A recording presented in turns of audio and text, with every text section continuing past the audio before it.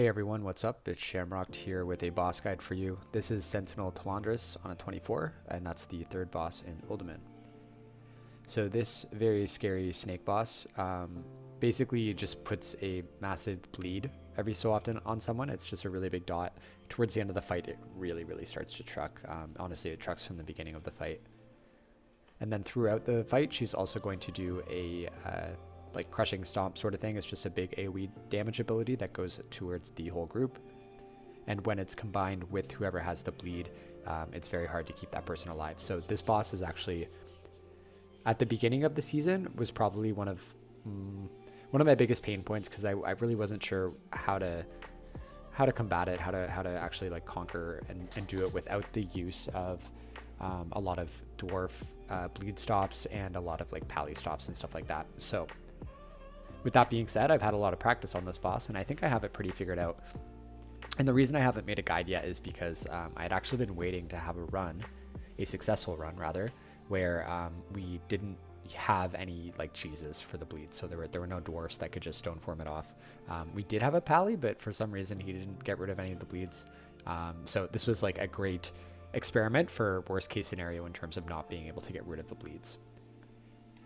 So with that being said, just go over my talents real quick. Keep in mind it's afflicted this week, so that's why I have Poison Cleansing Totem. Normally I wouldn't have that. I also have improved Purify Spirit. If you have another decurse in your group, or you're confident on your stops, you normally wouldn't need this for this dungeon. There's only one mob that does a curse, and it's only in a few packs towards the end. But because it's afflicted, I take this because I like the extra control in handling those afflicted ads.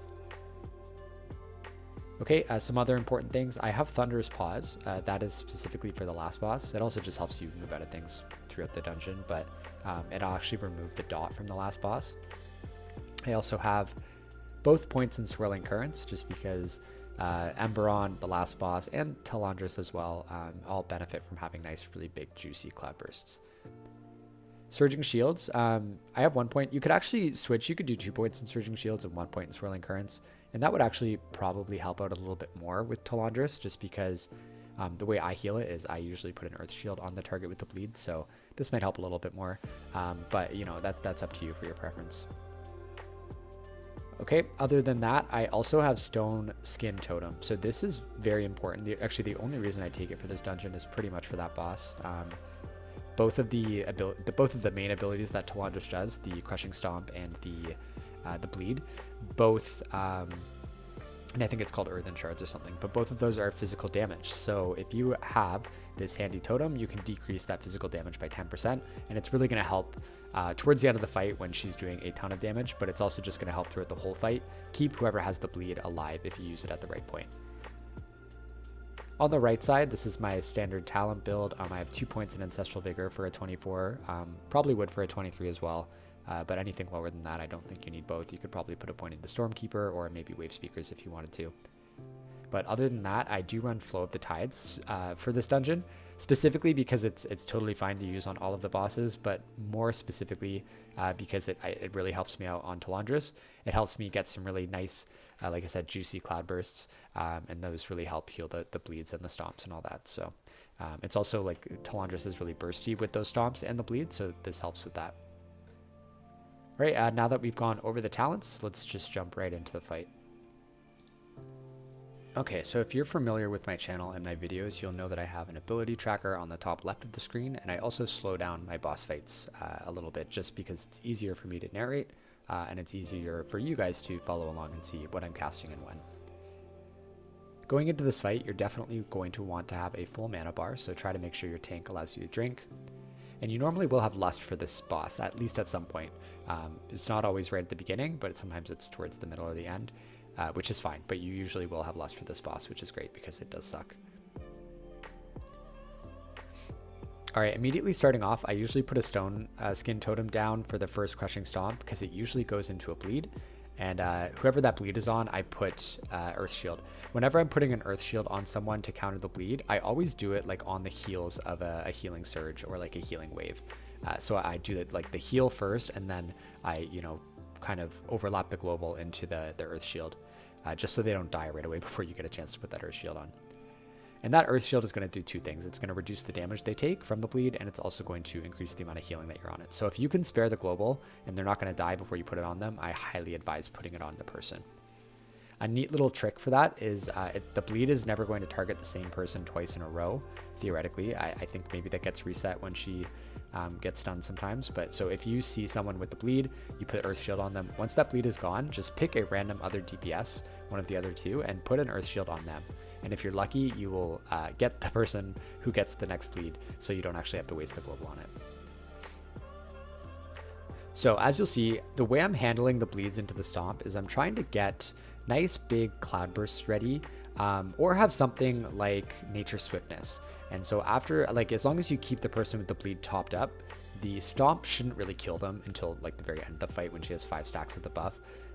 So as long as you have something to just make sure the stomp doesn't flat out kill that person, nobody else is going to take damage while you heal the person with the bleed up. So it's really just all about making sure the person who has the bleed doesn't get overlap stomped by the stomp. Note for yourself, when you get the bleed, you should astral shift the first one so that it's up later in the fight if you get it again. If you get the bleed a second time before astral shift is up, you have a health pot that you can use, so make sure you utilize that. And then if you get it a third time before either astral shift or anything else is up, just pray that it's before she has 5 stacks, because you will probably die if it isn't.